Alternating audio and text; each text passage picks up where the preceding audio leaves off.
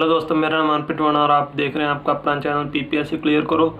अगर आप हमारे चैनल पर पहली बार आए तो चैनल को सब्सक्राइब करके साथ ही हुए बेल आइकन को ऑल पर प्रेस कर दें, ताकि आगे जब भी मैं यूपीएससी से रिलेटेड कोई वीडियो डालूं तो उसका नोटिफिकेशन सबसे पहले आपको।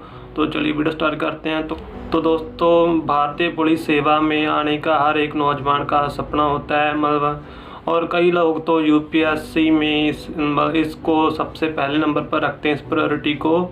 और इस सेवा में काम करने का रुतबा ही अलग होता है। किसी भी देश में पुलिस अधिकारी का काम शायद मुश्किल भी हो, और अभी कोविड-19 महामारी के समय देश की कानून व्यवस्था बनाए रखना और लोगों को ज़रूरत साधन पहुंचाने की जिम्मेवारी पुलिस पर ही थी। और इसके अलावा कोई फेस्टिवल में या चुनाव में या फिर किसी प्रॉब्लम सिचुएशन में और अगर कोई अपराध हुआ हो तो सबसे पहले पुलिस अधिकारियों को ही याद किया जाता है। दरअसल इस पोस्ट के साथ जो पावर और अथॉरिटी मिलती है वो आजकल के नौजवानों के बढ़ते क्रेज के कारण है।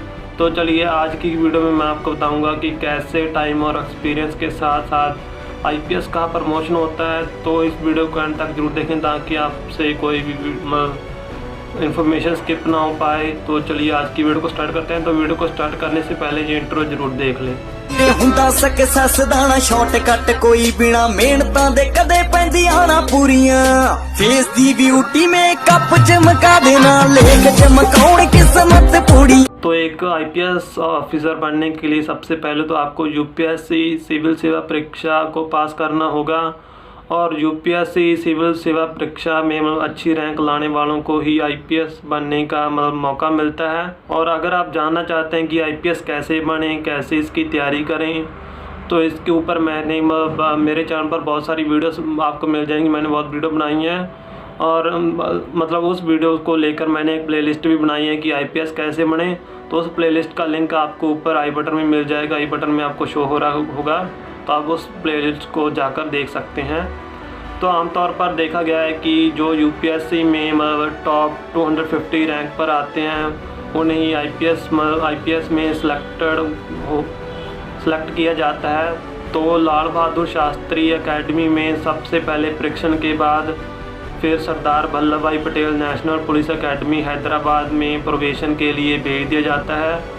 और प्रवेशन का समय 5 साल का होता है, जिसके बाद उन्हें सीनियर टाइम स्केल दिया जाता है। तो आगे बढ़ने से पहले मैं आपको ये बता दूं कि एक आईपीएस की पोस्ट को जिला और कमिश्नरी में अलग अलग नेम से जाना जाता है। हालांकि रैंक में कोई फ़र्क नहीं होता। तो प्रवेशन के ख़त्म होने के बाद एक आईपीएस ऑफिसर को ज़िले में एडिशनल सुपरिटेंडेंट ऑफ पुलिस और कमिश्नरी में additional deputy commissioner of police की पोस्ट दी जाती है। तो इस पोस्ट पर कुछ साल काम करने के बाद और कम से कम 9 सालों का वर्किंग एक्सपीरियंस लेने के बाद इस ग्रेड के अधिकारियों को ज़िले में सुपरिटेंडेंट ऑफ पुलिस यानी कि एसपी और कमिश्नरी में डिप्टी कमिश्नर ऑफ पुलिस कहा जाता है। तो 13 साल का वर्किंग एक्सपीरियंस लेने के बाद इन्हें सिलेक्शन कैडर में इनका प्रमोशन किया जाता है। इन रैंक के अधिकारियों को ज़िले में सीनियर सुपरिटेंडेंट ऑफ पुलिस यानी कि एसएसपी कहा जाता है और कमिश्नरी में एडिशनल कमिश्नर ऑफ पुलिस कहा जाता है। 15 सालों तक काम करने के बाद एक आईपीएस अधिकारी को सुपर टाइम स्केल में प्रमोट कर दिया जाता है। इस ग्रेड के अधिकारियों को state deputy inspector general of police यानी कि डीआईजी कहा जाता है। और अगर कोई अधिकारी इस ग्रेड पर कमिश्नरी में काम कर रहा है तो उसे कमिश्नर भी कहा जाएगा। 18 सालों की सेवा के बाद एक आईपीएस अधिकारी को सीनियर एडमिनिस्ट्रेटिव ग्रेड यानी कि एसएजी दिया जाता है। और इस मुकाम पर पहुंचने के बाद वो एक इंस्पेक्टर जनरल ऑफ पुलिस यानी कि आईजी कहा जाता है।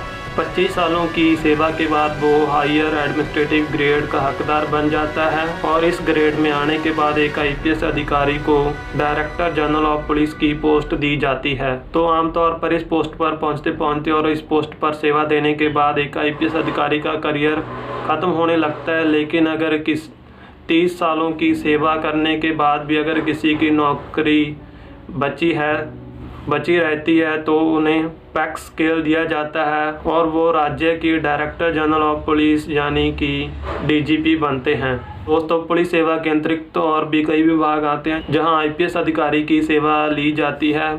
कई बार तो आईपीएस अधिकारी को केंद्रीय रिजर्व पुलिस बल सीआरपीएफ में DIG, IG, ADG, special DG और डीजीबी बनाया जाता है। देश में अनुसंधान यानी कि इन्वेस्टिगेशन और जांच करने की जितनी भी एजेंसियां हैं, जैसे कि CBI, NI, IB, NCRB, etcetera में भी काम करने को कहा जा सकता है। इसके अतिरिक्त कभी इन्हें केंद्रीय मंत्रालयों में जॉइंट सेक्रेटरी की पोस्ट पर भी निहाल किया जा सकता है।